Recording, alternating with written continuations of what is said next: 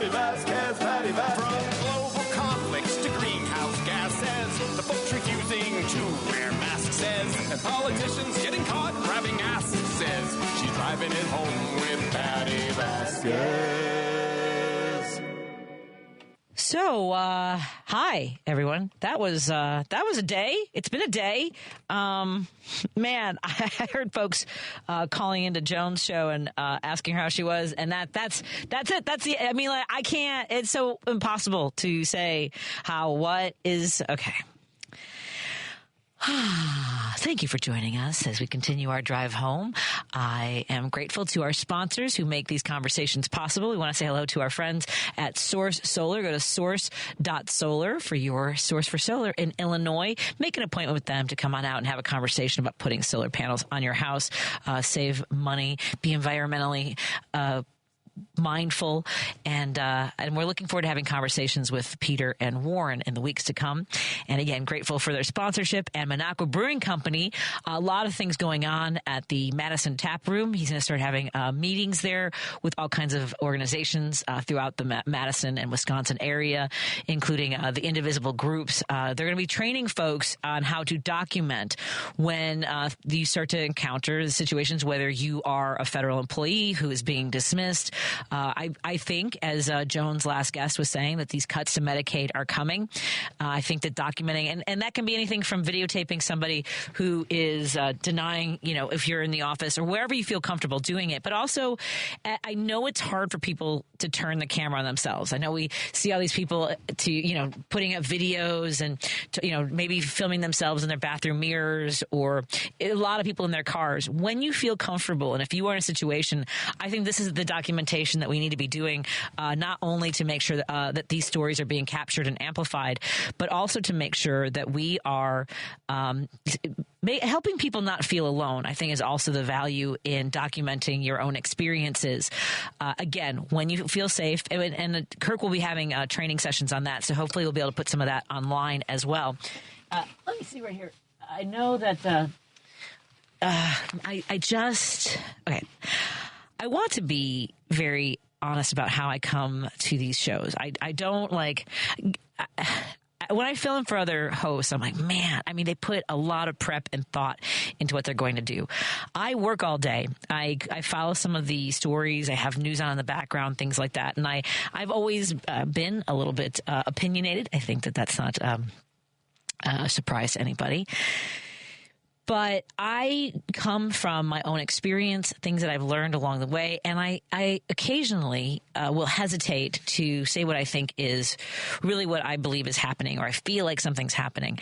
And that's why when I heard that President Zelensky and Donald Trump had made this agreement about the mineral rights, that he was coming to the White House, I swear to God, I thought, well, this is not going to go well. And I didn't necessarily have the idea.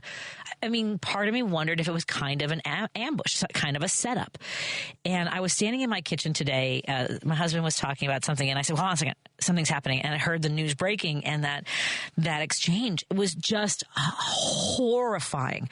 I know a lot of us, but it's not surprising. Like, that's kind of what I thought might happen. I keep coming into these moments in history that we are experiencing in real time, and somehow I have this disbelief. It feels surreal. It feels like we're on the brink of something beyond catastrophic. I don't even have the words to describe what we saw unfold in the White House today with you're not thankful enough. You haven't even said thank you. And Zelensky, you don't need to raise your voice to me. And there was another element that sort of spoke to me, I guess, from personal experience of abusers. Like, that was what it felt like to me, was this: you're a terrible person, you're doing terrible things, we were trying to help you, and shame on you. And this idea that, well, what did Vance say? Something about you can't litigate this in the press in front of the American people. Like, Zelensky was invited to the White House to negotiate this deal. And the craptastic exchange, it was just unbelievable to me.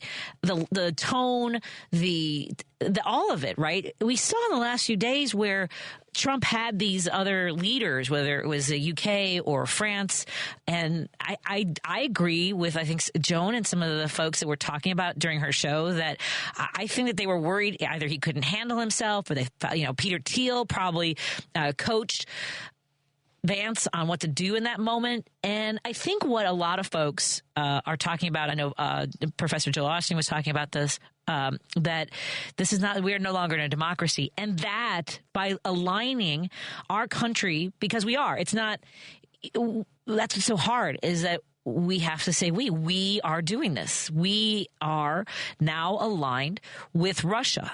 And that was, I believe, the goal for I don't know how long, but when you have these folks, these billionaires, these oligarchs, like they have in Russia, I honestly, I don't know how long the oligarchs in Russia are going to put up with Putin, because now this deal is done for them possibly too. Now, now Europe comes in, and they're the ones that have Ukraine's back. They're the ones that are pushing back against these violent invasions by the Russians, and they're losing hundreds of thousands, nearly 1 million Russians. How long is Russia and how long are the oligarchs going to allow Putin to do this? How long before he eats something that doesn't agree with his system?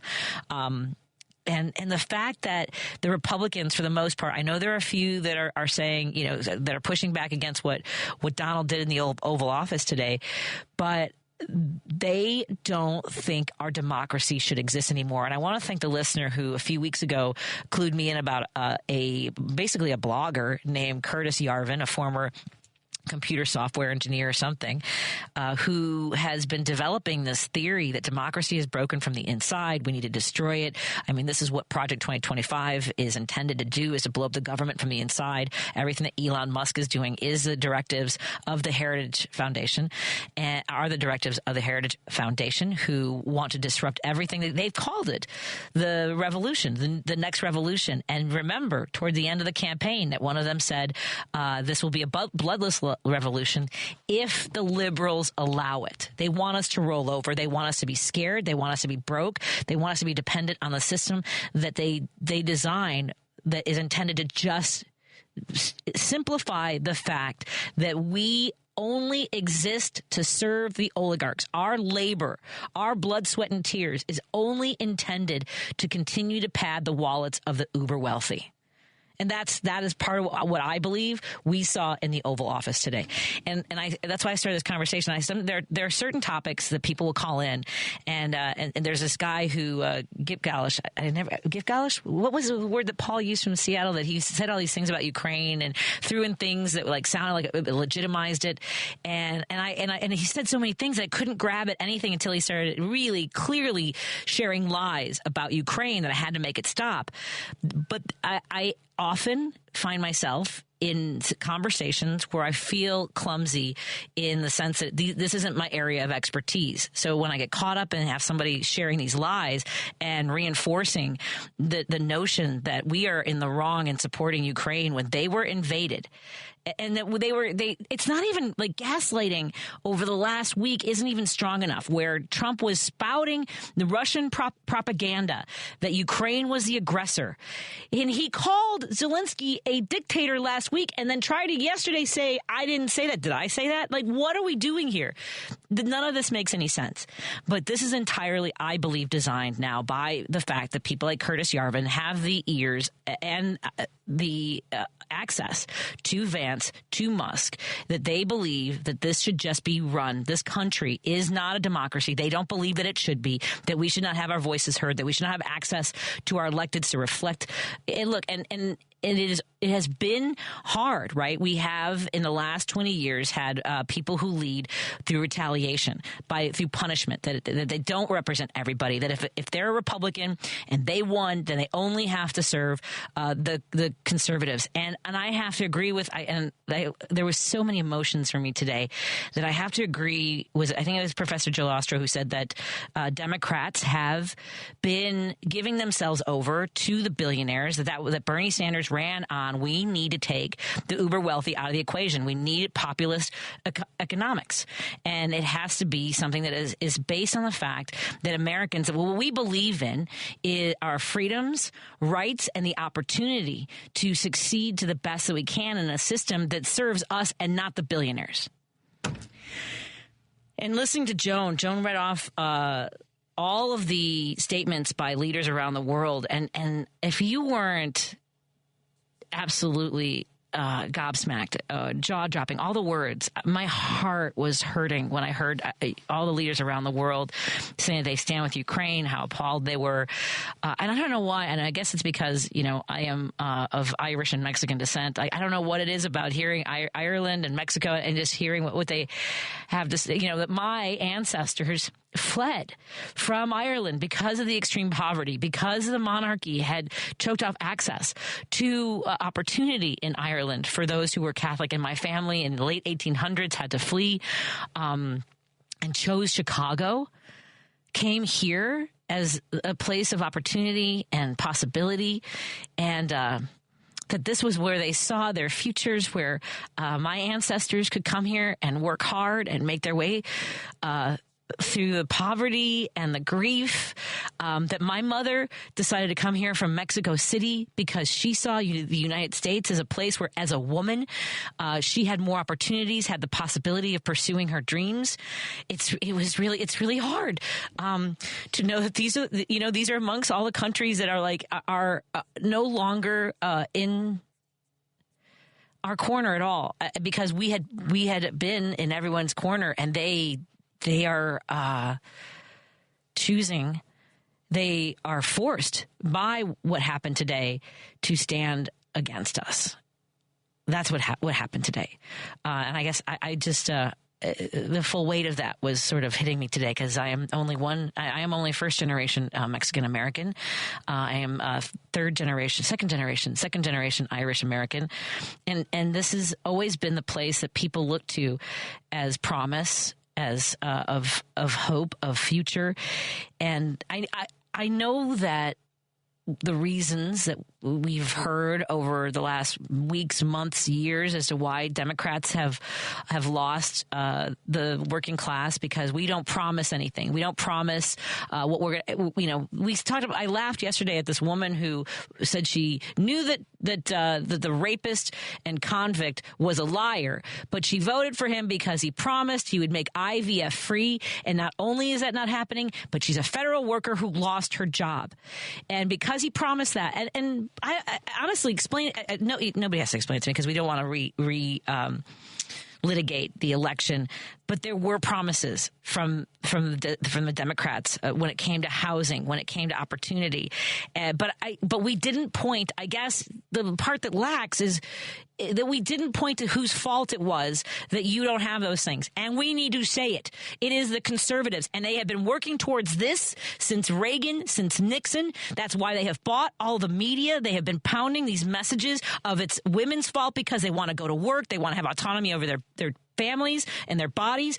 It's the people of color who are getting jobs that they don't deserve, because certainly unqualified white people deserve to be at higher levels of our of service, whether it's in the military or in our government or on a plane or at a corporation.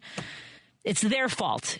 It's our fault that you don't have what you think, and it's not the fault of the billionaires and the uber wealthy whose wealth has grown exponentially. In Illinois alone, since 1979, the wealth of the uber wealthy has gone up over 110% in Illinois, and for the working class, it has gone up less than 10%.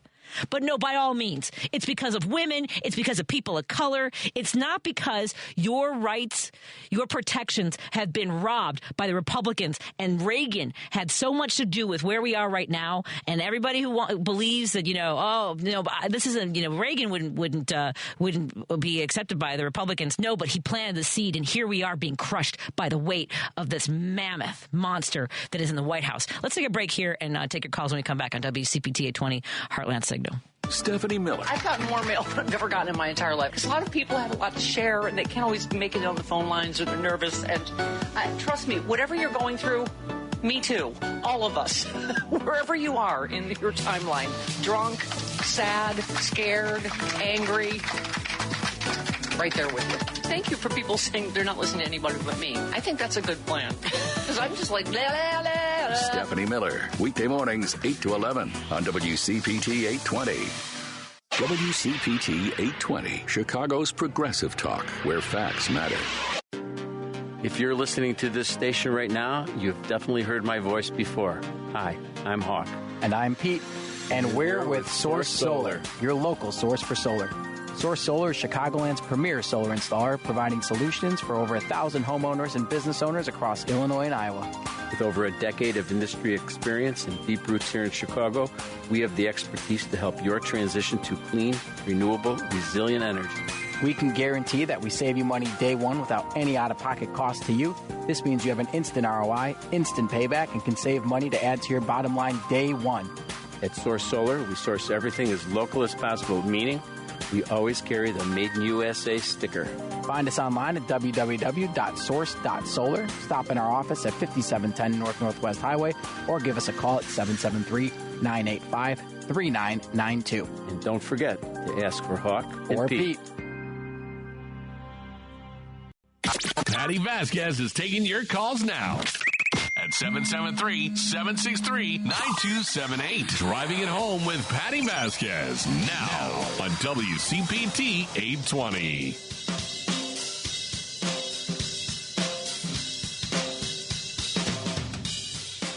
I had to walk out of the studio and take a lap around the station because what is happening? All right, Jim, I'm going to have you kick it off.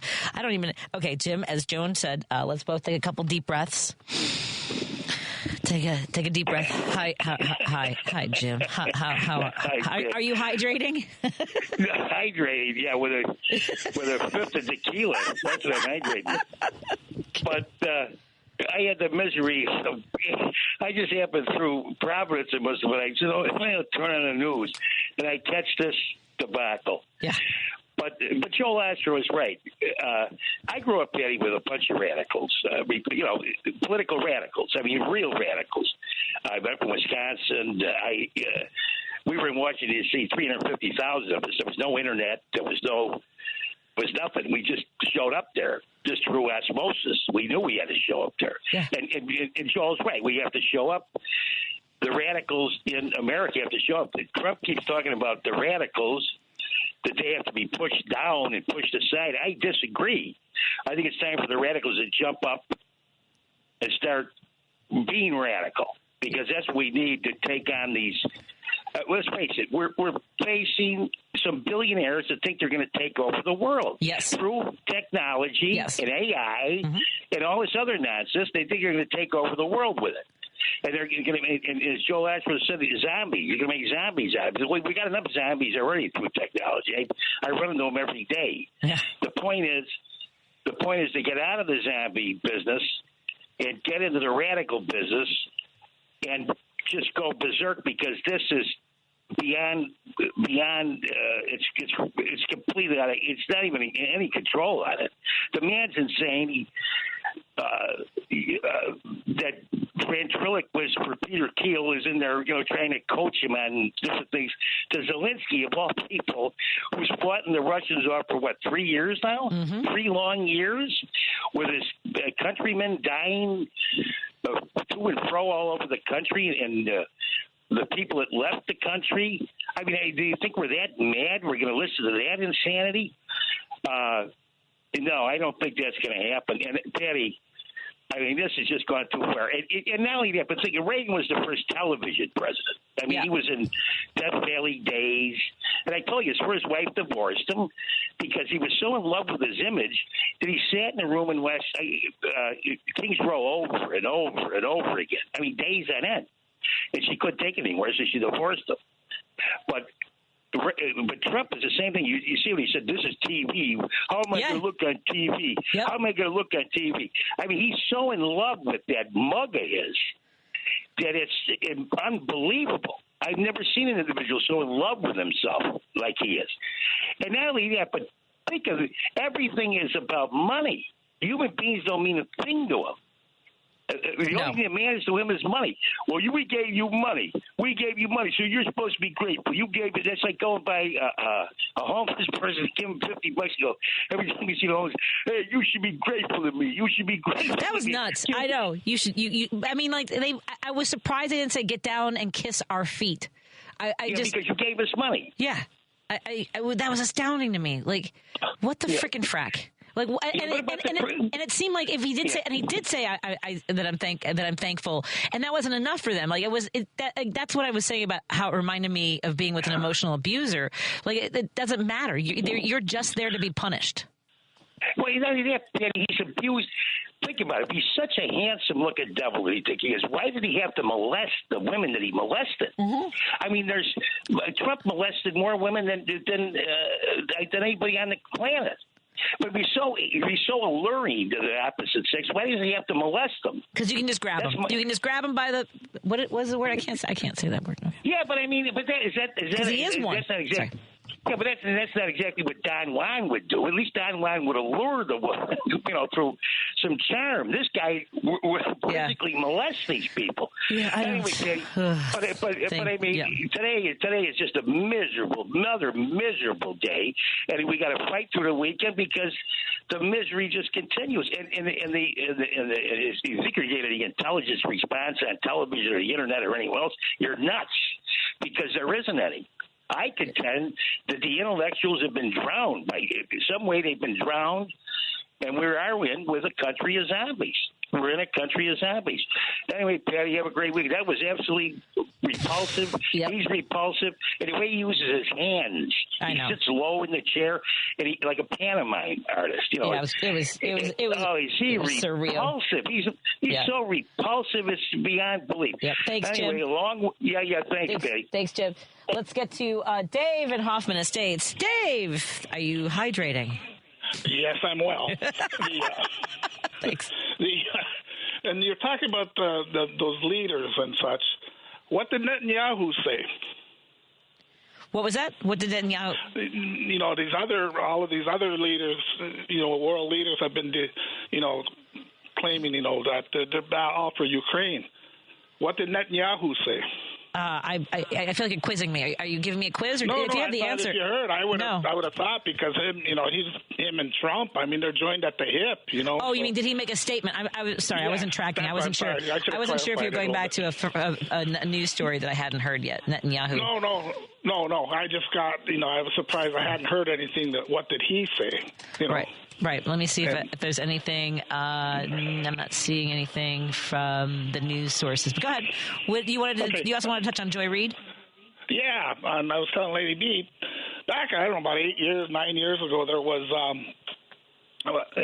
when MSNBC were firing Lawrence O'Donnell, and the people they were so outraged and stuff, they just protested and just they weren't going to watch MSNBC, and they had to do a reversal. They should do this with Joy Reid too. Yeah, I'm really angry. I love the clip that from Stephanie Miller's show. I think one of her guests talked about how how much Joy Reid had done for him, and he's not worried because she's tremendous. But I do worry about losing such strong voices on what's more left leaning television. Yeah, because like you're talking about. Leadership and with the Democratic Party. Who do we got? We got one hawking books now, and they're kind of just laying it in our hands to do the stuff. Ain't that what they're elected for? Yeah. To be a leader? I mean, we got to start finding somebody. But I'll close with this one. This Trump and that administration, and they're like a parasitoid wasp. I don't know if you've ever heard of them. Where these wasps lay their eggs inside or on their hosts, and as the larvae grow and develop, they eat them from the inside out. I hope you're not eating, folks. Okay. But eventually killing the host. you know. Yeah. And that's just like what Trump's doing to our country right now. They're coming for, they're killing us from the inside. That's him and the Doge bags and Peter Thiel with Vance. All of they are. That's what Curtis Yarvin. I mean, seriously, Dave, take a look at Curtis Yarvin. Everything that they're doing is what he prescribes to them, and they're going with it. And the tech bros and the billionaires. So that's you're right. It's kind of a Trojan horse situation. Thanks, Dave. Yeah. All right. Be well. Have a good one. You too. Thanks.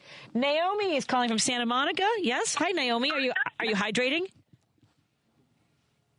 Naomi? Oh no. Are you there? Unmute me. If you can hear me, Naomi, unmute me. All right, I'm gonna put you on. Oh wait, it's me. It's my fault, not you. Hold on. I'm here. Yes. Hi, Naomi. That was my fault. Sorry. Oh, okay. How are you? I'm hydrating. How are you? I'm at hydrate too. Thank you for reminding me. Yep. I wanted to tell you the word you were looking for was gish gallop. Gish, is it Gish Gallop? I wrote it down when Paul said it. Gish Gallop? Yeah, Moses. Okay. I heard it when he said it. That's right. I've got to remember that because it's so accurate as to what. Yeah, there's a couple of callers who will. Yep. Yeah, that's what Trump was doing to Biden during that so-called debate. Yes. He was doing the Gish Gallop. The Gish Gallop. Yeah. Yes. I'm so grateful for that, Naomi. How is it out in Santa Monica? How are your neighbors doing? It's fine. It's good. It's supposed to rain tomorrow, which is good. And I don't think it's going to rain too much, so that's going to be maybe a light. We need it. Oh, yeah, no doubt. Well, thank you for calling and helping me out with that. Gish Gallop. I appreciate it. Okay. Be well. Yep. Thank you. Thank you. Hydrate. And we got Roosevelt. Your calls are being taken in the order they were received. Hi, Roosevelt. How are you doing today? How may I help you? Oh, my God. What the hell was that? Right? I mean, right? I mean, but yet it's unbelievable yet not surprising. I don't know if that's possible. Is it possible for something to be unbelievable yet not surprising? Right? Well, here's the thing. Here's the thing. You're trying to pull. Okay, what's the thing? Tell us the thing. Okay, I'm going to start with this. Katie Van, don't these people look at their own videos? Don't they see how ridiculous and, I almost said the two words, the kissers, okay? The first word starts with A. But butt kissers. You can say butt kissers if that makes you more comfortable. Okay, butt kissers. Oh, my God. Yeah. And you know what? There's a word. And Spanish people know this word, especially Mexicans. Montoneros. What does that mean? It means pile on. You pile on and you get other people to do your dirty work, and then you pile on. You finish the job. You know? Sort of like the Caesars in the old Roman Empire days, where they all had to grab a knife and then stab Caesar so that they all be complicit. All right? Mm-hmm. So here's the same thing. Now, here's my question to you or to anybody out there. How's anybody going to trust the United States ever again? Ever again. I don't mean the next president, even if it's a Democrat, because this guy has broken the mold. This guy has set the pace for the future. Europe. Yep. Yes. Everybody else. Yep. Everybody else. And then here comes another one next Tuesday with the tax, whatever those things are called, that he's going to slap on Mexico. You know? So, and you know what? Jonas DeVito started her show in a rant for a reason. Mm-hmm.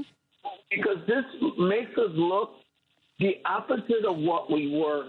And I disagree with you, especially what you said earlier, that this started with Reagan. And I'm glad you said what you said about Reagan, because that's exactly how I feel. Or worse than that, how I feel about Reagan. But I disagree with you. This started with Nixon and Ford. I threw Nixon in. Right, I threw Nixon in talking about the some of that, but for me, I think it became much more solidified and emboldened under Nixon and under Reagan. I agree with you. I think Nixon and Ford for sure. Yeah, because this is why we're in this mess right now, and it's not even a mess. It's a pile of you know what. Yep. I know. And you know what? You know what I was getting on the radio in Spanish?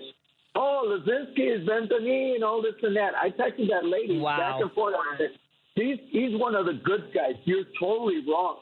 Prior to him saying the things that he said to Vance. In other words, why do you have to yell at me when you're telling me? And they wouldn't let him talk.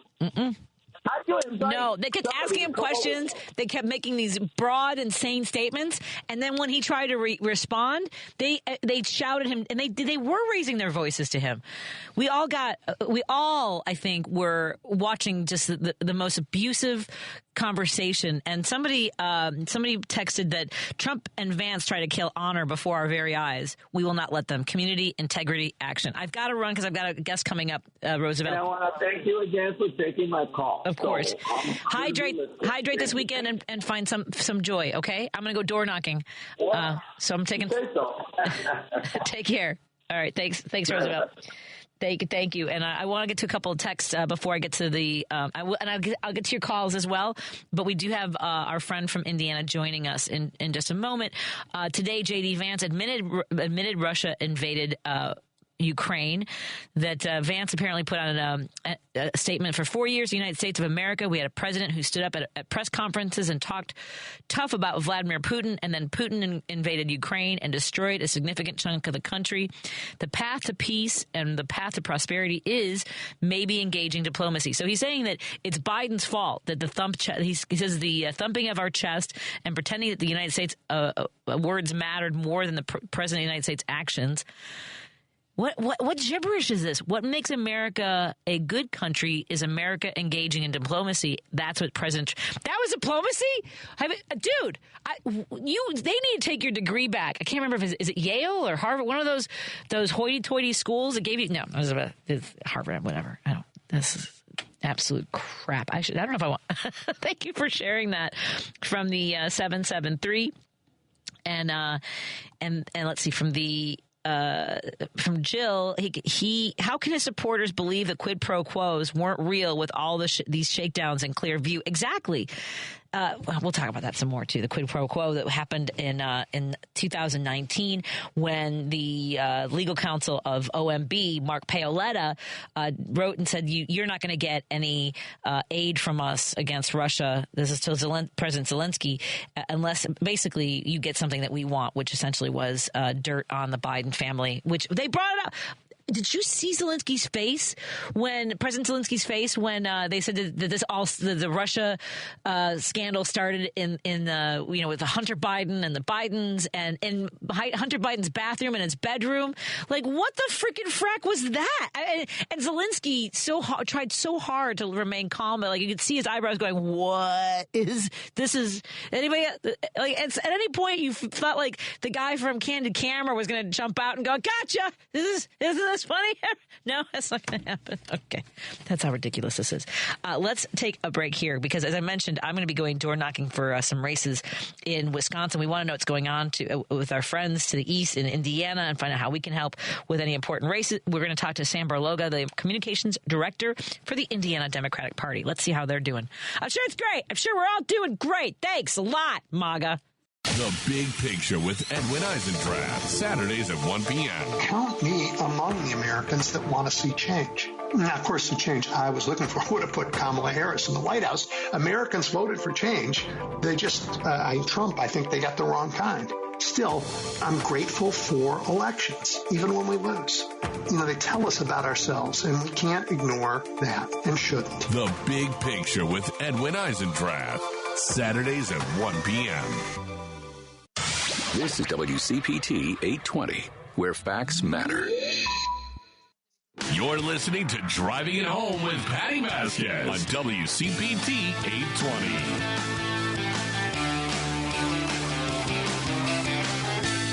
Thank you so much for joining us as we continue to drive it home. We are going to continue to work with our like-minded progressives across the country. You know, we talked to Jess Piper. Yesterday we talked to Representative James Tallarico out of Texas.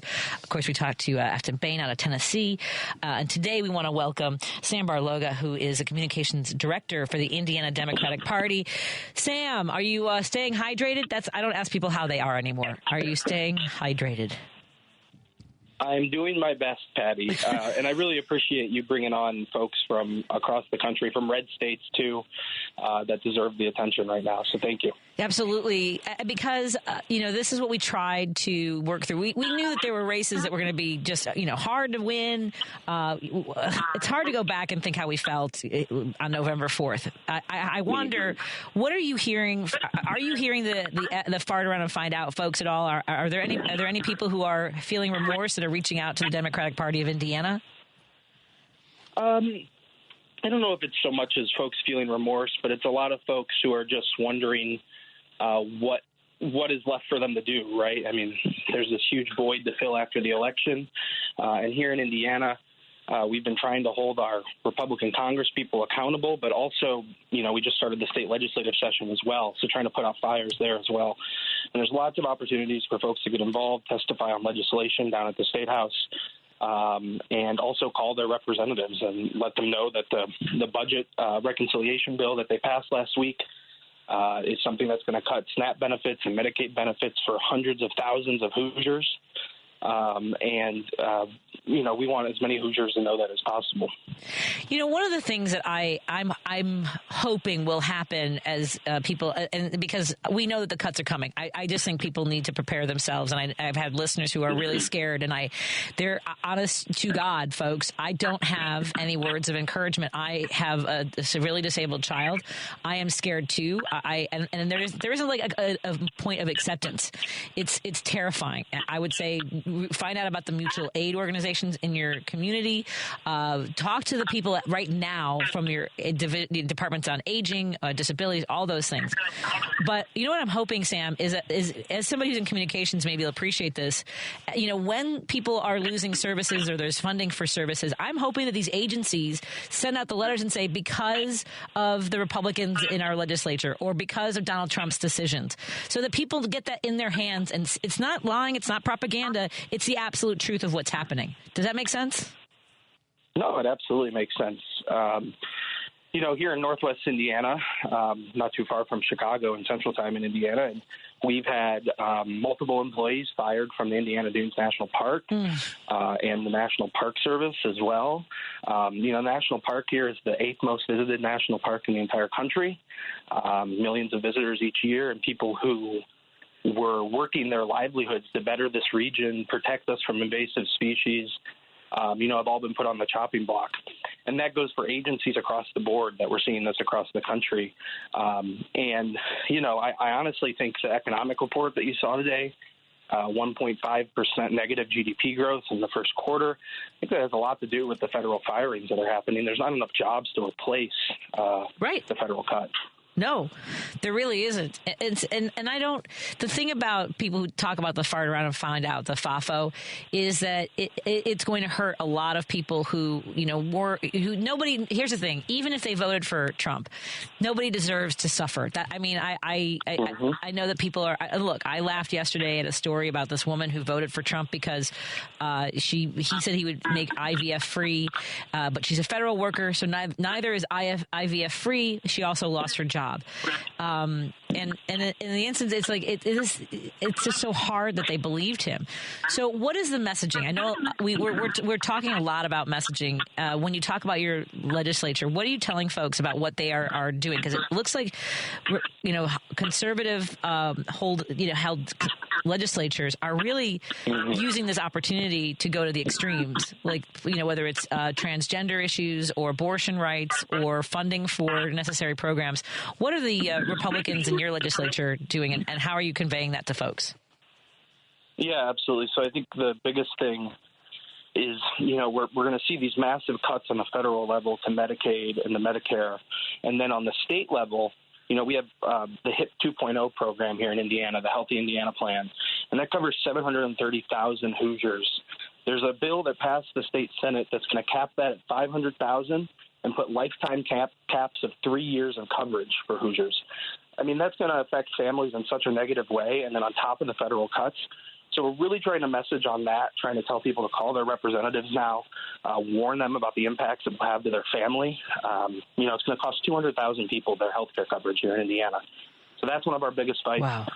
Also, universal school choice is moving forward, which, of course, takes away millions of dollars from public school budgets.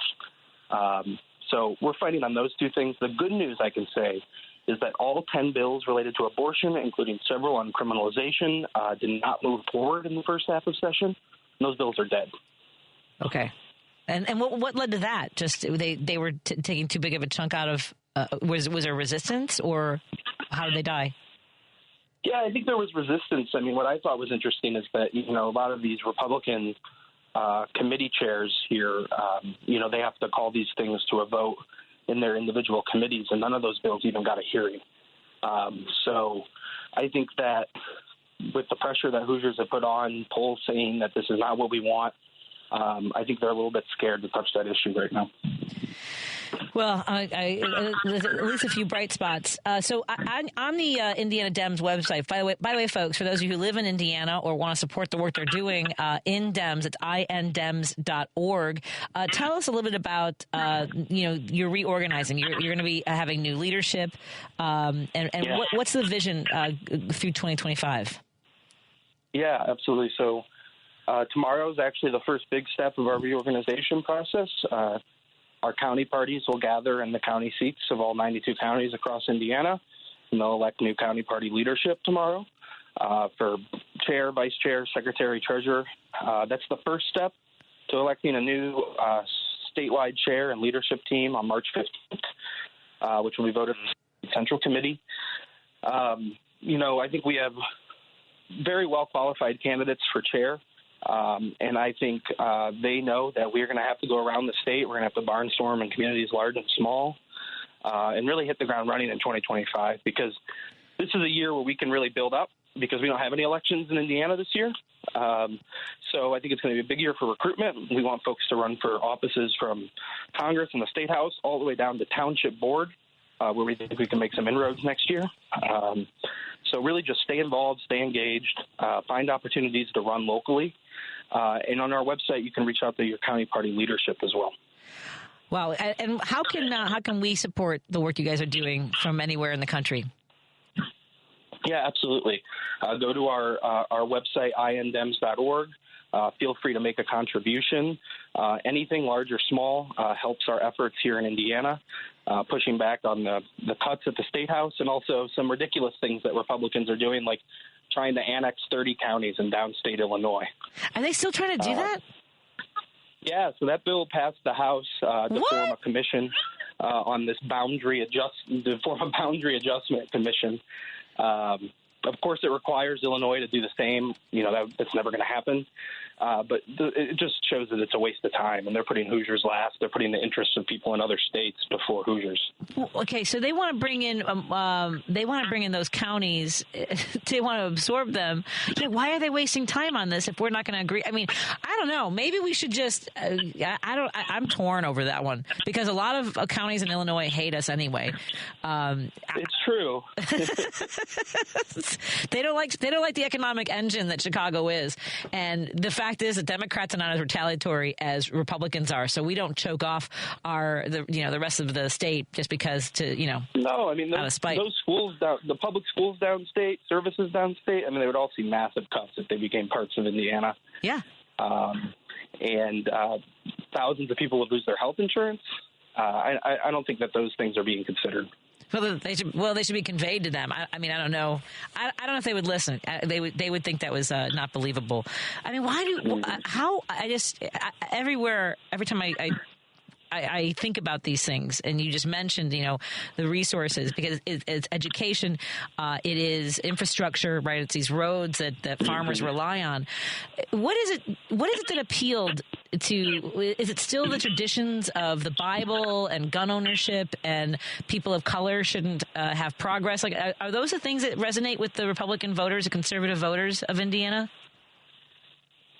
No, I don't think so. I mean, I think that folks, like in a lot of parts across the middle of America, I think folks feel left behind. I think it's very hard. I think that the Democratic Party right now on a national level has a major branding issue. And we need to get back to communicating to these folks in rural communities, because we can't win in places like Indiana without doing better in smaller communities.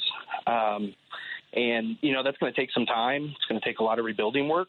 But I think the least we can do is show up, especially when the Republicans that they have elected aren't showing up. None of our representatives are holding town halls. None of the members are being responsive to their constituents in those ways, especially after passing a budget that's, going to cut benefits for their constituents. So, I think it's going to be important in 2025 with our new chair, with our new leadership, that we fill that void. We go to these places, talk to folks, and know that they have a real option on their ballot in 2026 to bring some balance back to our state and to our country. When you guys have conversations about the messaging or the, what Democrats have to offer, what are some of the things that people talk about? I mean, it seems like we overcomplicate it, right? What are some of the things that you would like to see Democrats out there making sure voters understand about where we're coming from? Yeah, I think we got to get back to two things: supporting people economically, especially if we're going to enter into a new recession, and other things, making sure that they know Democrats are there for them, trying to protect the benefits that they rely on. But then also, I think one of the reasons we were so successful in the first Trump midterm in 2018 was because we had a large emphasis on talking about healthcare and healthcare costs. Yes. We have to get back to that. I think we've got to talk about healthcare. I mean, it resonates in communities large and small across the country.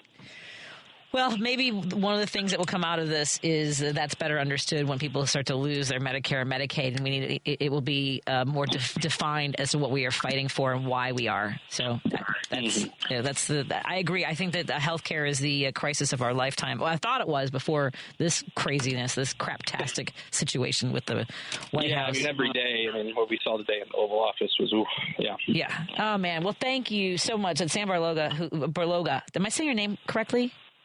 Yeah, no, you got it. I thank you so much.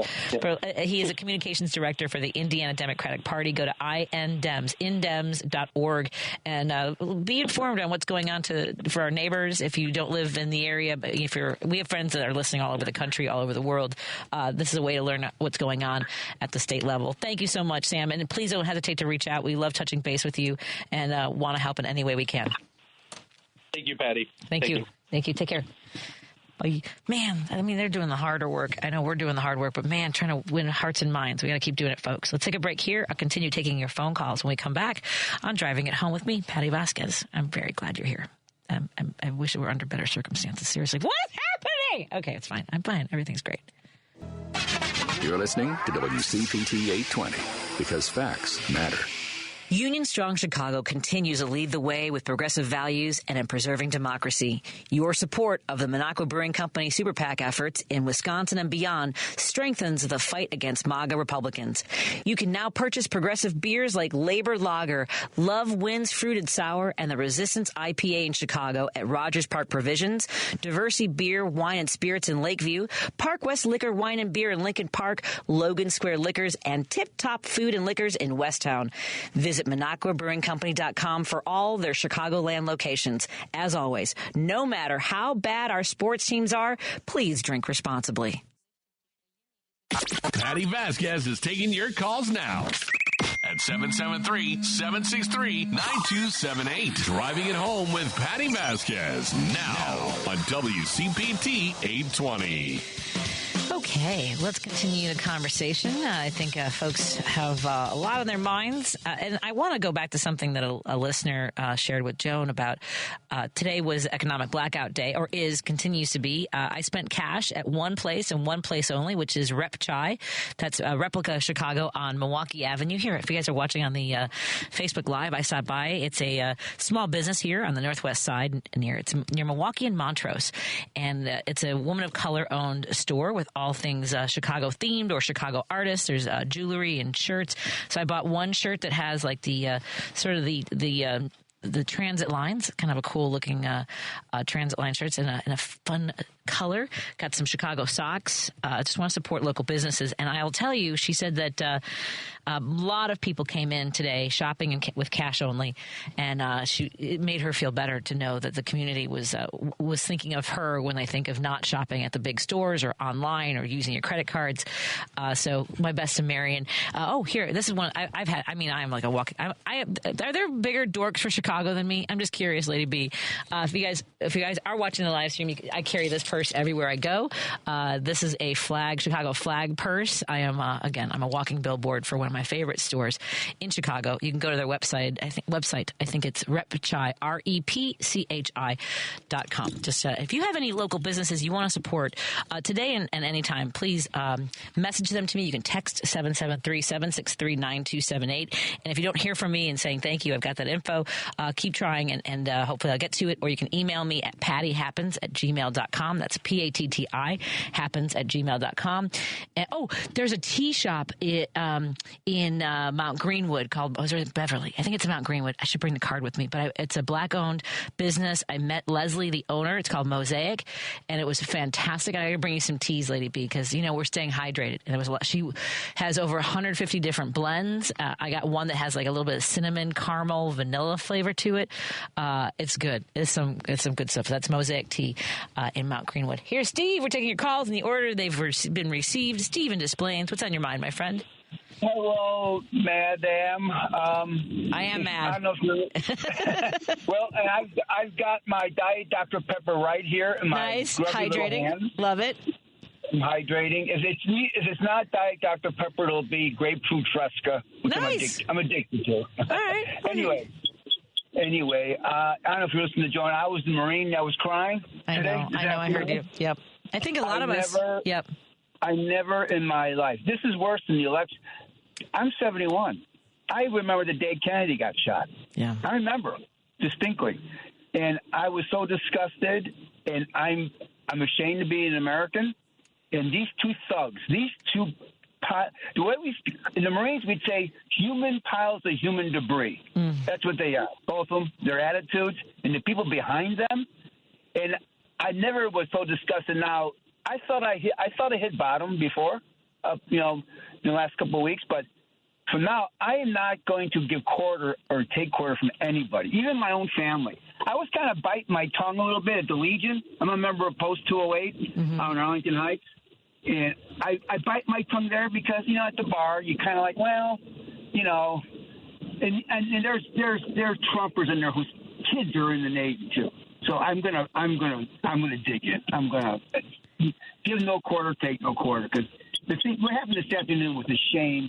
And I loved it when you were reading off all the people from around the world. I was proud. I was proud to hear all that. Yeah. That, I was hoping that they're going to go along without America. I hope they do. Yeah. I hope. I can't blame them. I mean, what are we supposed to do? We can't expect them to go, oh, well, no. I mean, our country elected him. This was a peaceful election. We're going to talk to Greg Palast, who's going to be in studio with me next Thursday. Greg Palast will be in the studio next Thursday, and we'll talk about how we don't talk about how this election was stolen, but it has been incrementally stolen over the years by marginalizing communities and throwing them off the rolls, excluding them from having access to the polls. One of the things Sam Barloga from Indiana on their website, like they want to cut the amount of early voting. They want to make it harder for students to vote. And this is how they set up elections. And they are, and how long before they decide to pattern it over how Russia runs their elections, which is, eliminating the opposition by, making sure that they're choked off, from financial ability to do that. So I don't know. We'll see. Yeah. Thanks. Hey, real quick, I had my first test in 45 years. I got 88 out of 100. Excellent. How do you feel? It's awesome. Yeah, I was up against it. I was like freaked out, and it's been so long, and everything's new, everything's online, and it's just different, right? Yep. And I did pretty good. Well, we're all thrilled for you. Congratulations on that. Thank you so much. Have a good weekend. Standing ovation for Stephen Desplaines. Look forward to hearing from you again, my friend. Have a weekend. I can't say have a good weekend. I can't make that happen for you. Thanks, Steve. Anyway. Do something fun. All right, I appreciate it. And Jackie, who's calling from the south suburbs. Hi, Jackie. How are you doing? How are you hydrating today? Me? Yeah. Oh, okay, it's me. Okay, I'm from the Southwest Side of Chicago. Okay. I'm the Southwest Side of Chicago. Yeah, I was calling you. Yes, I am hydrating. I got the glass of wine here, and I got the bag of potato chips open. I love it, Jackie. So, yep. I think I'm going to hit the bottom of both of them. I hear you. Before the night's over. But anyway, Cheetos also pairs very well with red wine. Just so you know. Go. Yeah. Oh yeah. I love Cheetos. Well, you know what? I got Mogan David. Ooh. So I'm really, so I'm just like, it's like grape juice. I'm 72, going to be 73. Anyways, what I called is also, I'm pissed off about that whole thing too. But I want to let you know that Pritzker was on The View, and he talked about that there are no inspectors for your poultry and our meat in the state of Illinois. They removed them all because of their federal. Pritzker said we have no inspectors in the state of Illinois. Oh my God. Okay. Well, folks, I would go to only places that have their own, like, the local places. Although even that, wow, I had not seen that, Jackie.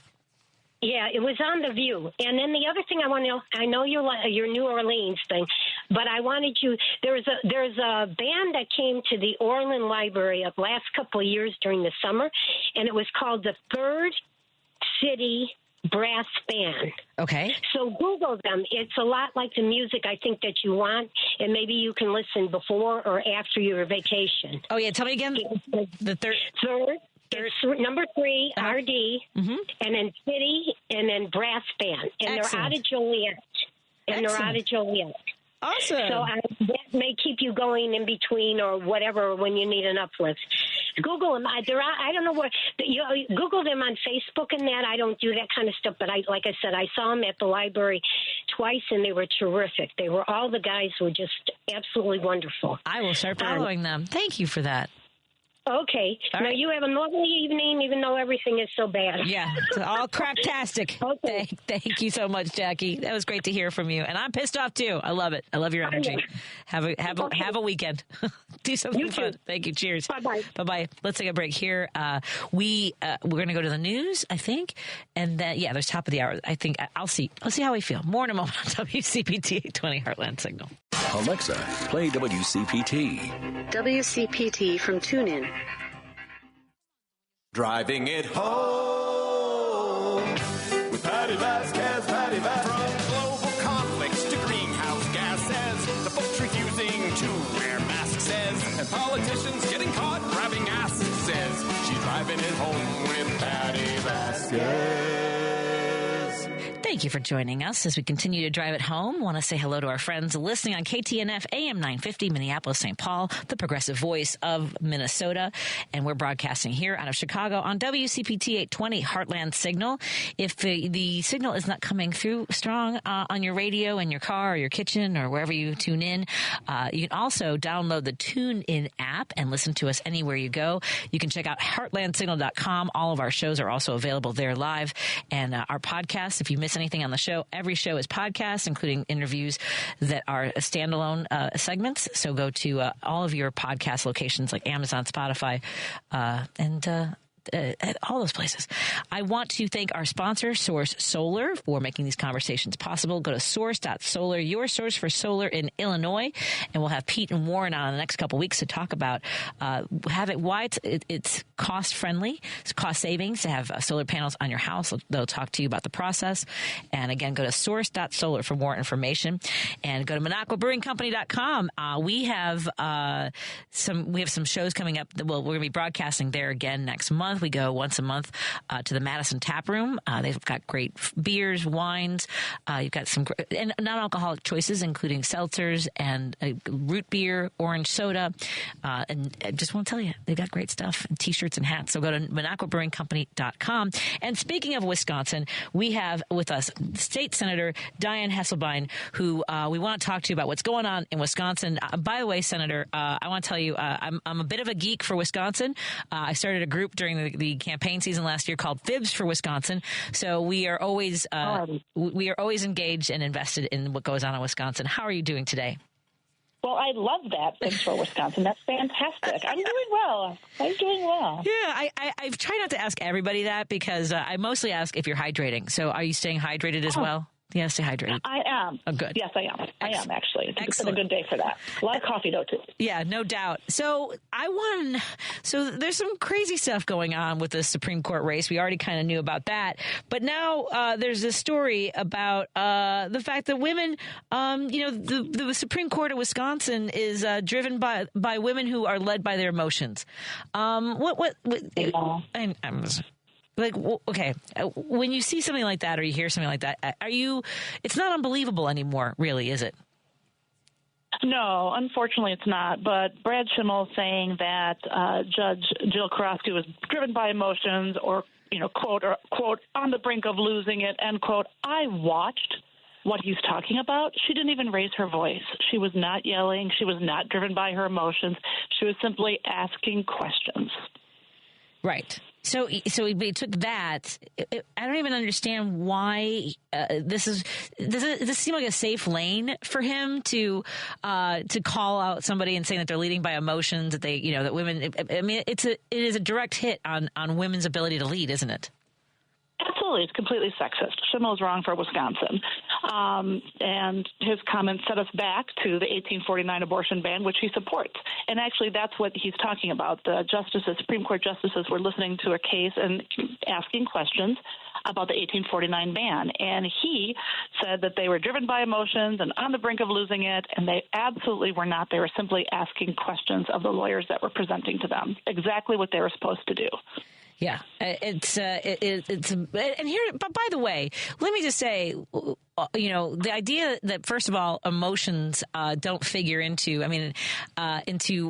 what our lived experience is. They're just. I guess the thing is that he's saying of the women on the bench is that they're leading with emotions. Well, here's the thing. So are they. You know what I mean? Like they want to strip people of their rights because they emotionally are unable to deal with women having autonomy. Don't you think? Absolutely. And I think if they were emotional on the bench, that would have been just fine. But I watched the whole thing, and they were not. His comments were disastrous. He has a terrible record, and he was former attorney general. He didn't even process rape kits. There are thousands of untested rape kits when he was attorney general. He is bad for Wisconsin. He doesn't belong on the Supreme Court, and this is just another example of that. Now, one of the things that I'm proud to have worked on, I mentioned Fibs for Wisconsin. We were we worked Racine, Kenosha, Walworth County. Tomorrow we're going up to door knock for Judge Susan Crawford for that Supreme Court race, as well as the superintendent of schools race, because I know that all this money is coming in. It's stupefying, really. What are you hearing from constituents in the wake of the decisions that have been made in D.C. and the Doge bags and all of those stories that have emerged as what they want to do with public service supports and the federal jobs? What are you hearing from constituents? People are so afraid of what's going on with the chaos and confusion in D.C. There is so much unknown and so much strange things happening. We're really worried, though, too, that Elon Musk is pouring money into Brad Schimmel's campaign in the state of Wisconsin, trying to buy it because he wants that Republican on that Supreme Court so they can continue to take us back hundreds of years. Brad Schimmel wants the 1849 ban to stand. You've heard what he said about women on the bench and their emotions, and we know that he is absolutely wrong for Wisconsin. So people are looking at Donald Trump and Elon Musk and what they're doing and extremely afraid. I have farmers that are nervous. What's going to happen to their crops this year? What's going on with USAID? They have some crops right now in the fields. When they bring it out, are they going to have to? Where is it going to go? It's just been a complete mess since Donald Trump became president again. Yeah, I don't know. I don't know what some people expected, but I have to believe for many people this wasn't it. And and I'm grateful for the work that a lot of folks did to make sure that you guys were able to flip this. I mean, not flip, but you flipped several seats and broke the supermajority. We did. Yeah. How's that? We did. Yeah. It was amazing. We had 11 members at the end of last time, and so we wanted to flip 4 seats. And everyone thought, it wasn't going to happen. And we're like, no, it's going to happen. We finally have fair maps for the first time in the state of Wisconsin. We've been gerrymandered for years. We had fantastic candidates. We had one candidate knock over 19,000 doors himself in Green Bay. They were extremely hardworking. We were to flip these 4 seats. So the same night, when Donald Trump is winning and we're looking at the disaster going, every state's saying how they're voted, we're like, oh my gosh, we were getting wins. So it's like, we're like, oh, Green Bay went for our candidate or this person, but then we're finding out Pennsylvania went down. It's like all these other things. So quietly celebrating our own wins, but also devastated, of course, what happened at the top of the ticket. But Wisconsin also kept Tammy Baldwin, so thank you for your work with that as well. So thank goodness we kept our U.S. Senator Tammy Baldwin working for us. Yeah, I think one of the hard things is explaining to folks. A lot of people get surprised when they realize that they're voting for a Supreme Court justice. Like and we do the same in Illinois. But beyond the absolutely horrific legislation that they want to go back to in 1849 when it comes to women's autonomy, it's more than that too. It is the gerrymandered maps. It is making sure people have access to the vote and public education. Talk to us a little bit about how. I mean there's so many elements to this as to why Musk and Trump want this, right? Absolutely. We can go back to more gerrymandered maps. They could make a decision that would take us, back to where we were, or even worse, right? They could redo them again, so we'd have to be complete chaos again of what maps are we running under now. They have, right now in front of the Supreme Court, there's an Act 10 about collective bargaining. That's in front of the Supreme Court. I'm not sure when they're going to be making those decisions. Are they going to be standing up for state workers or not? That'll be a decision that they make. Everything important in the state of Wisconsin is happening, and we have to get everybody voting for Judge Susan Crawford on April 1st, because all of the gains that we've made in the state Senate, we need to continue to make those gains, of course, in the next election, but really we're focusing on April 1st. We have to get this one right. Now, for folks who might want to learn more about you, where did you grow up, my friend? I grew up in the Madison area, so just about 20 minutes away from where I live now. I went to a public university. I've got a master's degree as well, and then was really called to public service on a local school board years ago, and then continued to find fun things to run for and serve my community. And where are you in your term as state senator in Wisconsin? I'm in the middle of the terms. We have 4-year terms, and I'm in my second. So my first term as a senator, but I was in the state assembly since 2012 until 22. And so you're up for re-election in 26? That is correct. And are you? I'm not going to push you on that part, but what kind of work are you guys doing organizing as we head into some of these April 1st races? Well, I'll tell you, it was interesting. Even after we were up all night long because some of the ballots took forever to count to the state of Wisconsin, and like a day after that November election, we were getting calls, people wanting to run against some of these Republican senators. So we are working already, recruiting, talking to people. We're in the middle of budget season, trying to hold my Republican colleagues accountable with what they will or possibly won't do, especially when it comes to education funding. So we'll see where that all lands. But right now we're really focused on April 1st. Yeah, I think that's one of the things that people need to know as far as the public education element, because these forces have been working really hard to divert funding to the charter schools, the parochial schools, leaving a lot of counties strapped and trying to put it on the ballots. Is there a solid path forward to clawing some of that back, or at least holding the line? Yes, I think we will, but I think we're going to need to take the majority in the next election so that we can put money back into public education. We're sitting on a $4 billion that's was $1 billion surplus right now, and the reason we're sitting on that surplus in the state of Wisconsin is because we haven't been funding our public schools like we should have been. There were more referendums for people in the state of Wisconsin in 2024 that they agreed to, up their taxes because they want to support their neighborhood schools than we've ever seen before, and it's because the Republicans refuse to fund public education in the state of Wisconsin. Well, I'm so grateful for your time, and I encourage folks to visit Diane for Wisconsin. It's Diane for WI, and that's 2 N's in Diane, so it's DIANNE for FOR. wi.com. Before we let you go, as I said, I come up there quite often. We'll be in Milwaukee tomorrow. In Madison, I have to tell you, I am obsessed with the restaurant Sardine. It's so good. Oh my God.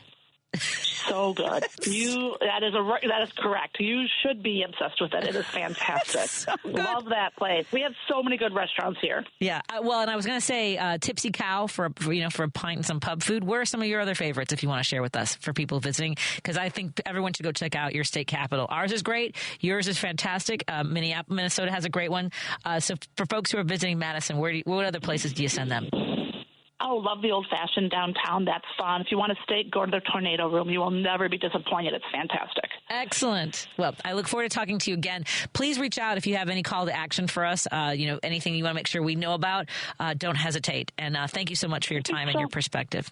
Thank you so much for having me on. Take care and have a great weekend. Absolutely. You too. Stay hydrated. You too. Bye-bye. Thank you. Bye-bye. Let's take a break here. The phone lines are open, 773-763-9278. That's 773-763-9278. And a heads up, we will be doing Whiskey in a Cookie after the show, so go to the Patty V show page, like my page, and join the conversation there as well. It's uncensored. I think there might be some cussing tonight, just saying. Chicago's Progressive Talk, WCPT 820, where facts matter. If you're listening to this station right now, you've definitely heard my voice before. Hi, I'm Hawk. And I'm Pete. And we're with Source Solar, your local source for solar. Source Solar is Chicagoland's premier solar installer, providing solutions for over 1,000 homeowners and business owners across Illinois and Iowa. With over a decade of industry experience and deep roots here in Chicago, we have the expertise to help your transition to clean, renewable, resilient energy. We can guarantee that we save you money day one without any out-of-pocket cost to you. This means you have an instant ROI, instant payback, and can save money to add to your bottom line day one. At Source Solar, we source everything as local as possible, meaning we always carry the Made in USA sticker. Find us online at www.source.solar. Stop in our office at 5710 North Northwest Highway or give us a call at 773-985-3992. And don't forget to ask for Hawk or and Pete. Patti Vasquez is taking your calls now at 773-763-9278. Driving it home with Patti Vasquez now on WCPT 820. Thank you so much for joining us on this drive home. I'm your host, Patti Vasquez, broadcasting out of Chicago on WCPT 820 Heartland Signal, as well as KTNF AM 950 Minneapolis, St. Paul, the progressive voice of Minnesota. And we're heard everywhere. You can take us with you. You can, if you download the TuneIn app or if you go to heartlandsignal.com through your browser, you can listen to all of our shows while they're live. There's also podcasts of every single show. And there's additionally, there are standalone podcasts of interviews that we highlight. And I want to let you know, coming up next week on Tuesday, God, it was so great to hear. I've got to reach out to Karen from Chicago because she kindly has been sending me some message and I've been swamped. So thank you, Karen. It was great to hear your voice this morning. And along with Representative Cam Buckner, it was, again, great conversations. And coming up on Monday, Richard's guests will include Marcia Levick of the Juvenile Law Center, Democratic strategist Mike Nellis, immigration attorney Kate Lincoln Goldfinch, Chicago Mayor Brandon Johnson. That's a lot.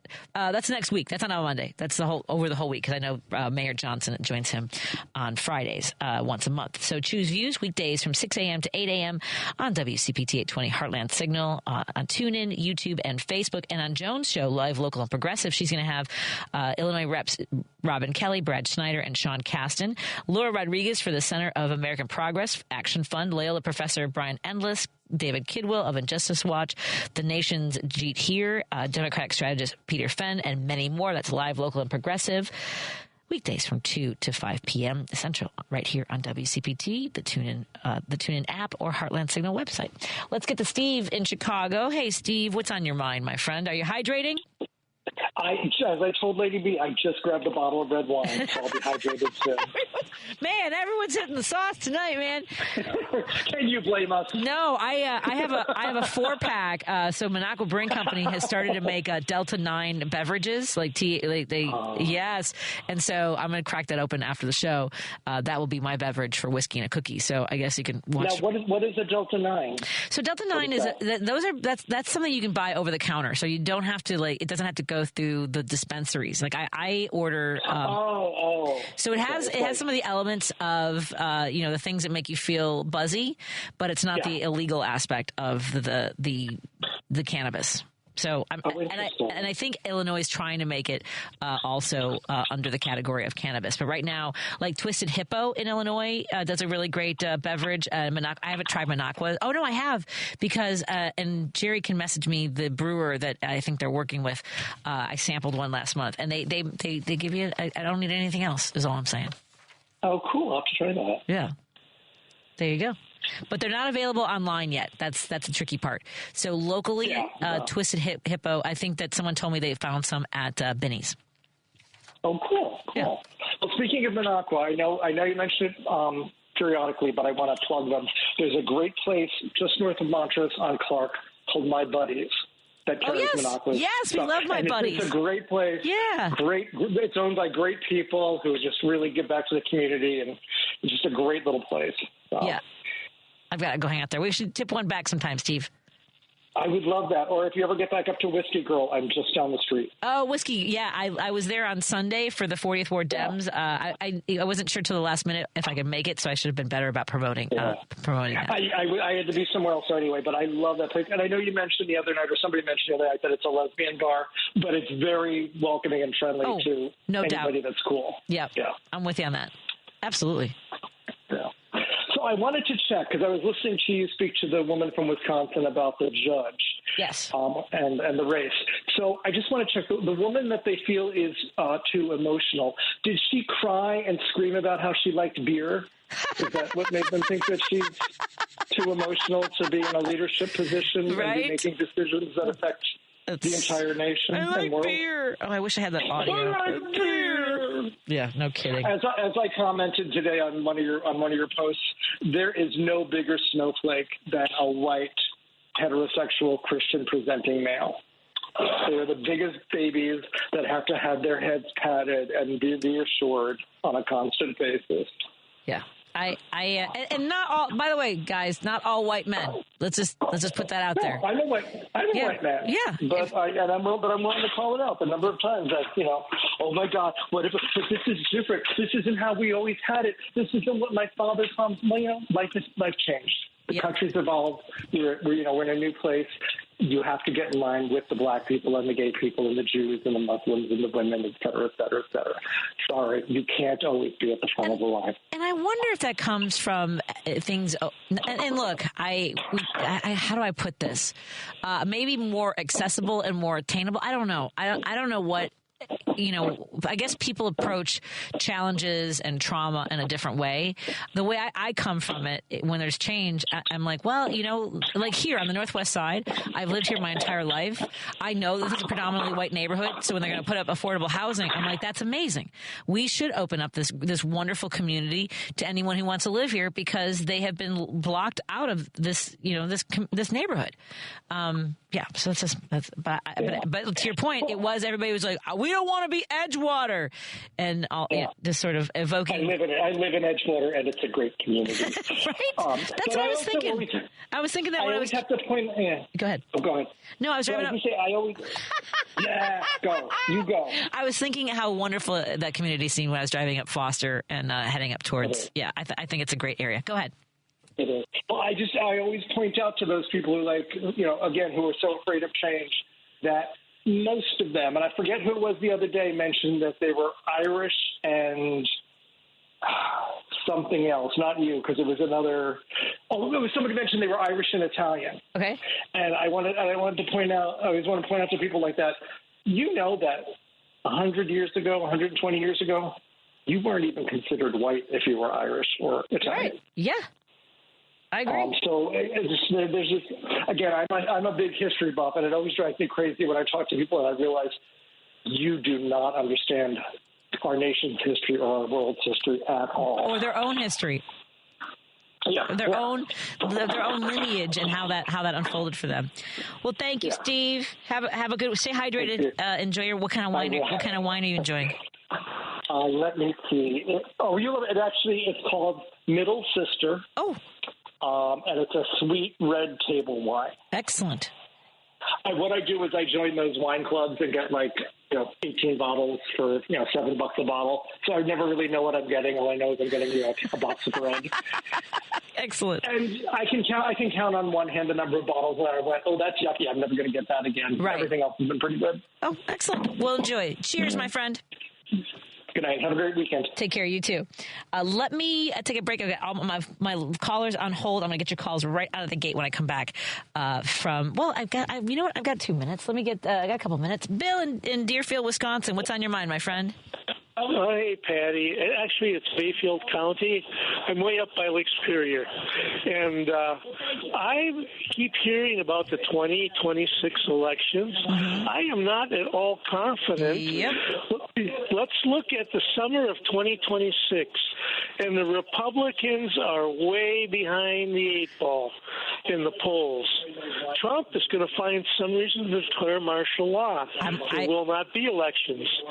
So what I'm going to suggest here, and I'm going to do this even though I'll be lying through my teeth, if I get called for a poll, I will say I support Trump, because my feeling is if they think the polls are favoring them, they'll have an election. And I would suggest that at least half the Democrats do that. Just so that we don't get locked out of an election. Interesting. Hey, I mean, right, what difference does it make if you answer a poll? If that's an interesting strategy. Exactly. Interesting. Yeah. Okay. Yeah, I'm with you. Night. I'm with you on that. Thank you. If they could find a way to eliminate the elections, they will. Bye-bye, Bill. Thank you. Let's take a break here. We got more phone calls lined up when we come back on WCPT 820 Heartland Signal and KTNF AM 950 Minneapolis, St. Paul.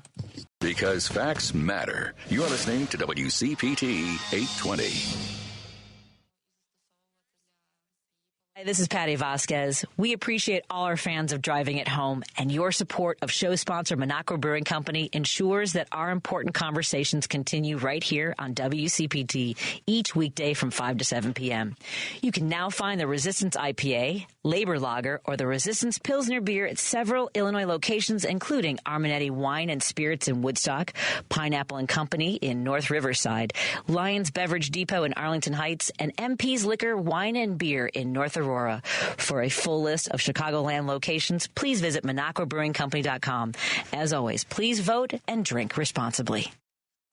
Patti Vasquez is taking your calls now at 773-763-9278. Driving it home with Patti Vasquez now on WCPT 820. Thank you so much for joining us. What a chaotic day. Thank you, Mirna, for sending me this story about the ambassador to Ukraine. She was in the room while this all unfolded, and she had her head in her hands and was visibly upset. And this evolved so quickly into a shouting match because President Zelensky pushed back against Donald Trump in front of all the cameras, talking about negotiating a ceasefire with Russia. This was supposed to be a meeting about these mineral rights, and look, if you're gonna throw something out there, I mean, is he supposed to sit there and be quiet? That you are telling him that he needs to negotiate a ceasefire? At which point, Vance and Donald started yelling at him, and of course, the White House, now Vance and all the Republicans, are making fun of this woman who, you can see in her face that she's absolutely devastated that this is how the United States is treating Ukraine, spouting Russian propaganda. I just never thought. It never occurred to me in the last 10 years that we would be in this situation. This is absolute insanity. Victor is calling from Salem, Oregon. Thank you so much, Victor. Are you staying hydrated? You know it, Patty V. How do you be? I'm actually calling you from my shower, so I'm real hydrated now.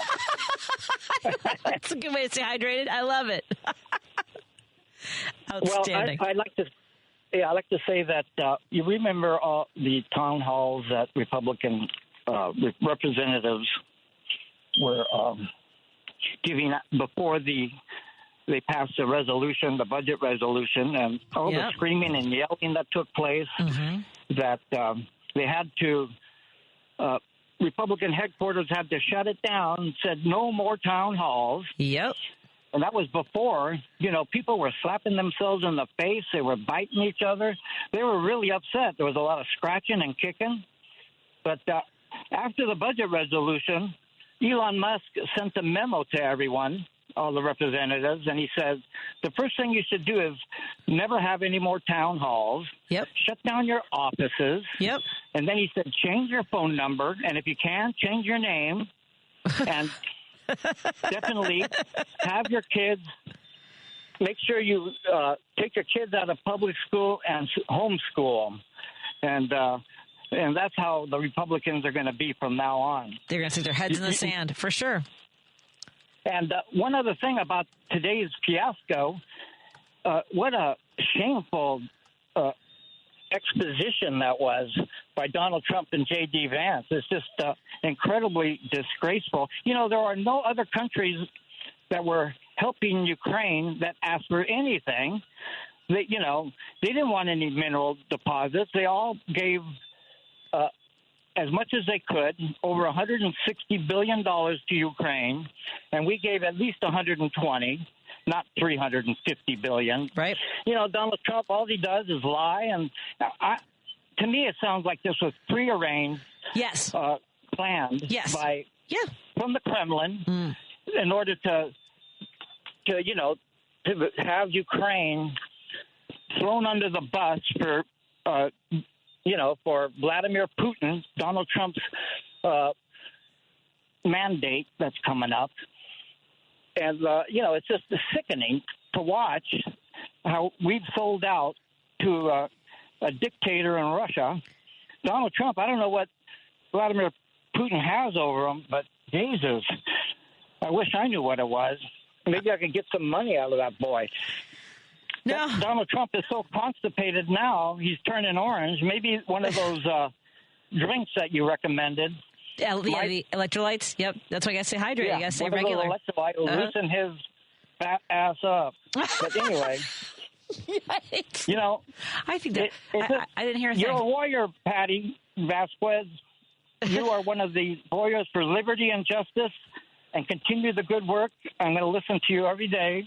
Oh, thank you. And I hope I can meet you someday. Well, I'm working on getting a comedy show so that we can travel to some places, and Seattle is top of my list. That's great. Yeah, me and comics like Joe Kilgallen, maybe Paul Farvar, Dwayne Kennedy. I'm going to find a way for us to get on the road and travel to some of the places where I know we've got listeners. I know we've got friendly audiences. We're not the Sexy Liberal Tour. I got to figure out a name for it.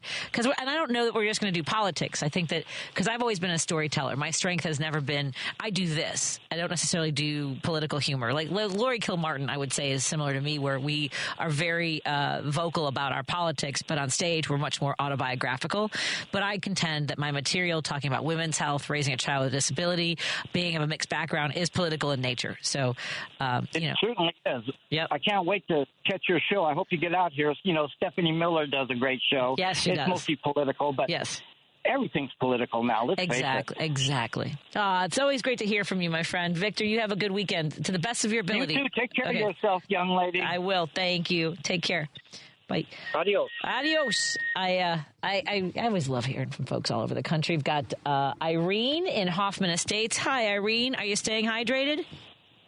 Hi, doing the best I can, Patty. How about you? Yes, doing that 1,000%. Doing the best I can.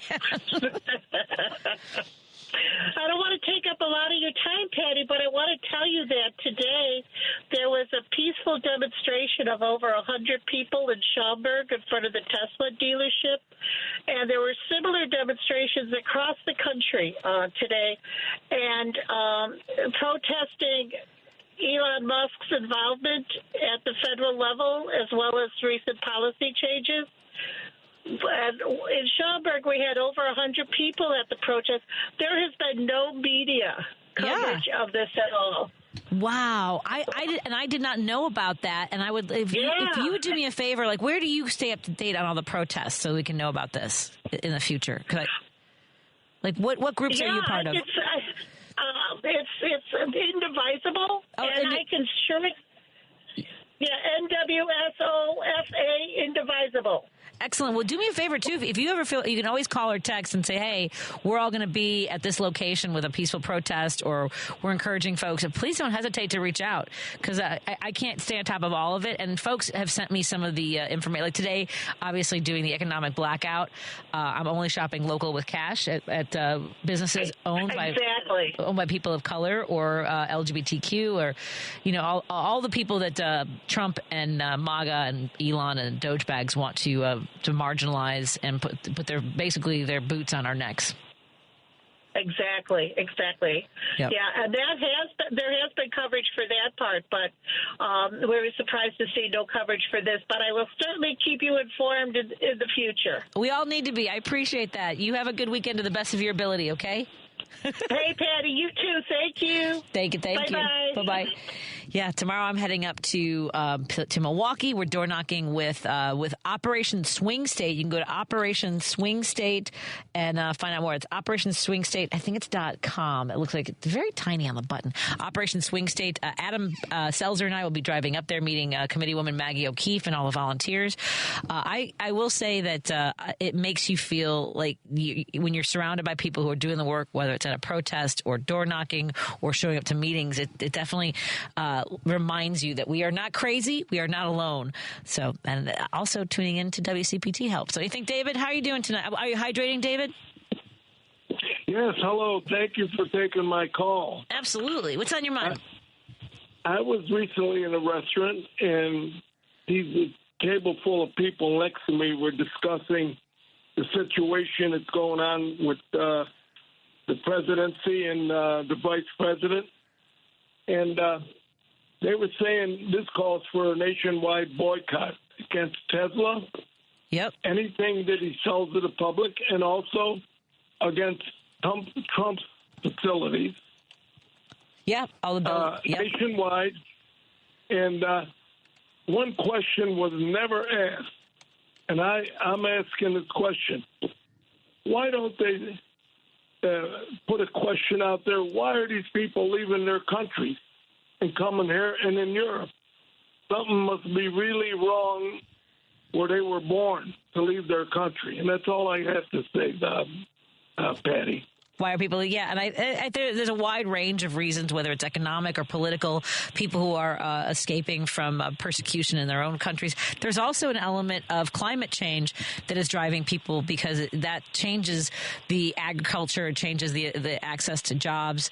And look, there's also places where we've gotten involved, and whether it's corporations that have bought up all the property and not done anything with them and not developed them. That's one of the things. I think it's in Venezuela, where the Dole Corporation, the fruit the canned fruit, there's a lot of places like that around the world where these mega wealthy companies have kind of choked people off from opportunities, and we continue to be a place where people can find work. There's a lot of places that can't keep people employed, and having these raids and the threats of deportations is having a negative impact on the tax base. If that's what people want to worry about is revenue and how businesses do, there's certainly a lot of people who are suffering because of the threat and the execution of deportation raids. Yes, you're absolutely right, and thank you very much. Absolutely. Thank you so much for calling. It was good to hear from you. Have a lovely weekend. Okay? Thank you for sharing that with us. Thank you. And then Paul in Seattle is texting. Hi, Paul in Seattle. Please do not repeat the mainstream media line that it was a shouting. Yeah, I agree. You're right. Not a shouting match, because they were shouting at him. Zelensky was not shouting. I agree with that. And I appreciate the correction. I agree. He was he was trying to keep his composure while they were being absolute children and bullies. And like I said, to me, it reminded me of the emotional abuse. I've been in a domestic violence situation where, like nothing. You're just being treated like a child, being talked down to and yelled at. Yeah, no, I appreciate that, Paul. If that's what I might have been reading from an article. So yes, that was repeating something from. It was probably from Newsweek. Was that what I was reading? Yeah. So thank you for that. You're absolutely right on that. One listener from the 847, it seems like someone asked, is Elon pouring money into the Wisconsin races because he has emotional issues with his trans child, his trans daughter, which might be, but I also think they want everything. And that's what I wrote, which is this sort of ideology that people like Curtis Yarvin have, that the democracy is destroyed. They basically want to cancel they want to cancel all elections. They want this country to be run like a corporation with a CEO, that we simply exist to serve the oligarchs, that our labor needs to be funneled to them, because we already are, the amount of work that we put in compared to what the uber wealthy put in to reap that from us, to make us grateful to have a job. We're lucky to have health insurance with costs rising every single moment, like exorbitant costs to make sure that we can stay healthy and care for those that we love. They want everything. That's what I wrote. They want everything. They want to destroy our way of life and remind us that we serve them. It's not even feudalism. It's like technocratic. I don't know what someone gave me. There's these tech bros, sort of. It's not feudalism. I'll try to find the words in a piece that I wrote that someone corrected me on there too. See, always willing to be. Please, I'm doing the best I can every single day. But the listener also texted back, it seems like they want to return to a time where the so-called aristocracy control the peasantry. That's exactly what I think as well. And Jill, I want to hug you. Jill says, I'm sitting here free-form crocheting creatures and realize this is what I do when people are in the hospital. So unconsciously, my body, I think she's saying that I'm saying democracy is dead. This is what a lot of people are feeling today. Let's take a break here. I feel like I should say something pithy or funny, but we're all exhausted. I'm going to take another call when we come back here. Well, let me put that there. All right, folks, stay hydrated. I say that, by the way, the hydration thing, because the very least you can do is drink water and stay hydrated. It's a way to take care of yourself, especially considering the number of people who have mentioned booze so far in the last couple hours. So please alternate your beverages with some water. Just saying. Okay, more in a moment. Hey, Google, play WCPT. Streaming Chicago's progressive talk from TuneIn. Listening to Driving It Home with Patti Vasquez. In your communities in Chicago. On WCPT 820. As we head into the home stretch, I want to thank you all for calling, for texting, for tuning in, for joining the conversation. Please let your friends, people in your communities that you think might enjoy the show. That's often word of mouth is always a great way to grow our community. This was a crazy day. So I don't think I've ever talked about this on the air because it's been a while since it's happened to me. About 7 years ago, I woke up one day and like the whole room was spinning. It wasn't like I was over consuming something. I wasn't hungover or anything. And I couldn't get it to, I felt like I was afraid I was having a stroke or an aneurysm. I couldn't stand up. Everything was flipping around. And then it sort of straightened out for a little bit. And I went out with my day. I felt a little queasy. And then I went to bed that night, and the next day I rolled over on my left side, and I couldn't get it to stop. Everything was kind of flipping around. And I went to the doctor and found out that I have vertigo. I had vertigo, which is, if you're not familiar with this type of vertigo, it is like there's at least like the crystallization in your ear canal. And it's the weirdest thing to treat. So if you ever are in a situation where you wake up in the morning or at any point, and things, it's almost like movie-like. It's so, everything just starts to spin. And I think we actually have an ad on the station for people who do treatments for this. The thing about this is there actually is, oddly, something you can do. It's head positionally sort of doing these movements that move the crystals. So apparently today, I don't know what triggers it, but it came back. Actually started coming back 2 days ago, and I sort of ignored it because I was like, oh, maybe I just got up too fast. You think, oh, I'm just kind of dizzy. And then last night I went to go lie down on my left side, and everything started to spin. And you can Google it. You can Google head position movements for vertigo. And I think the one that I follow the most is there's a doctor out of Colorado. And this is where I thank God for social media content creators, because this, I should just look it up. But I do want to encourage anyone, if this ever happens to you, because it is terrifying. Even though I know that I can treat it myself, for the most part, I still had this fear of like, what if I can't do it this time? What if I can't I was so terrified. Because there was so much I had to do today, and I was able to use the movements and stabilize. But I got up and I was walking through my house like I was on a ship that was like in a storm. I was like holding onto the walls, and I'll tell you, like I was able to treat it and to get on with my day.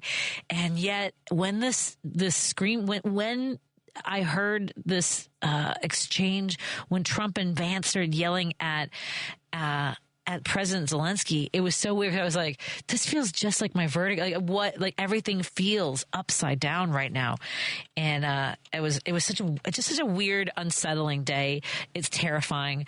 As I started the show talking about what I felt when not just watching this horrible and embarrassing isn't a strong enough word, because it's horrifying what happened, and we know that the rest of the world is now seeing us as a threat.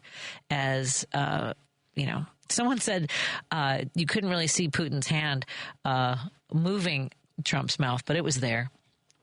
And that's how it felt. But when Joan was reading the responses from leaders around the world, this despair, and I know a lot of us are feeling that way. And it's not out of our hands. Even this economic blackout today of not shopping for these, and we see it as, I know it's being talked about as the DEI, everyone that's rolling back their DEI. I see it as much more than that. I also want the rest of these corporations, I want Bezos to know beyond DEI that we are not going to comply, that we are paying attention. And so I think that's why these kinds of protests, as our friend Eileen was mentioning, the protests, the peaceful protests outside of Tesla. I think the Women's March next Saturday. These are all important ways that we can show up. There are things that we can continue to do. And the reason that I ask folks if they're hydrating, and it's just one thing, it's, are you going for a walk? Are you meditating?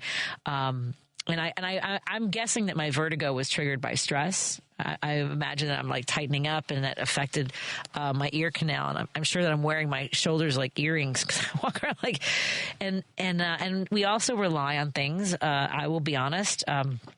I'll have a beverage, and I'll have a little vodka soda, just something simple. And I know that I shouldn't rely on that for relaxing my shoulders. So I'm trying to remind myself when I say, "Are you hydrating?" It's also for me. I gave Lady B some packets of Element. I think it's spelled L-ament. It's sort of a goofy way to spell it. I always, whenever people try to be too clever about spelling their product, I'm always like, but it's really good. Doesn't it taste like a little, almost like a sweet margarita, because it's got the salt in it. So it's electrolytes, and it's sodium and potassium, because we do need to stay high. It helps your body process so much of what we're doing to ourselves, whether it's eating or drinking. So I ask that because it's partly to remind yourself to take care of yourself. And I don't ask people how they are. I'm trying not to ask folks how they are. It's still a habit, but I just need you to. I know that we can't always. Say that we're doing well or doing great. People who say I'm doing great, I don't know if I trust you anymore. Let's see. Jill was. Jill says she's also had vertigo. I've had it twice. It's the hours of the world spinning, and had it minor this week. So yeah. So you're able to close your eyes until the spinning stops. Yeah. I immediately once it starts to go, I I can't get it to stop unless I do these movements.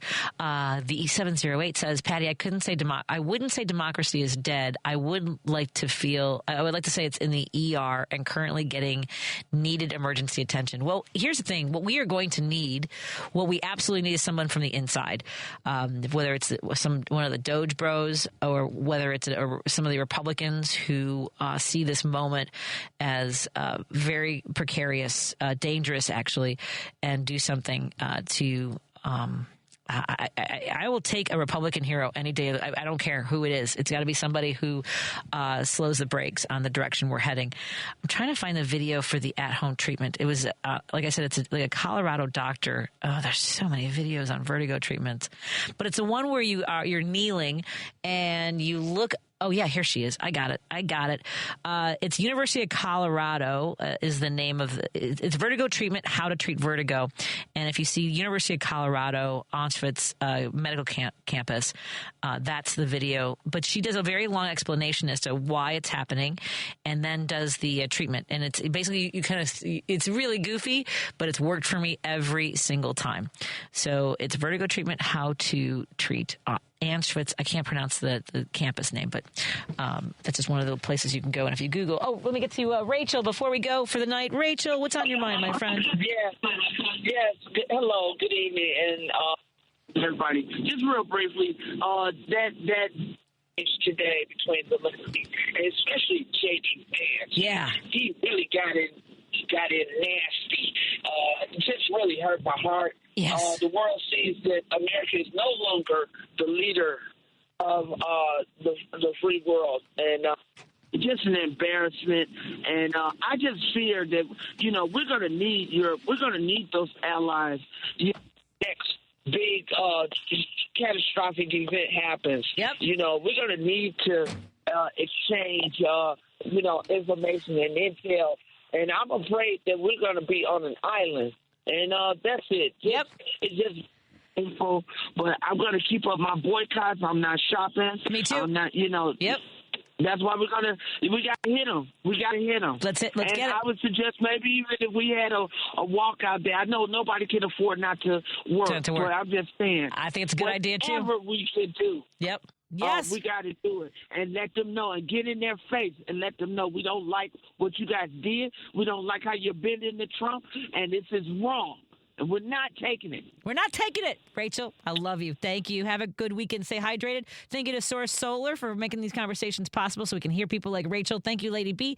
Randy Rhodes is up next, followed by Matt McNeil. Also, tune in right now to Whiskey and Cookie. Bye, everyone.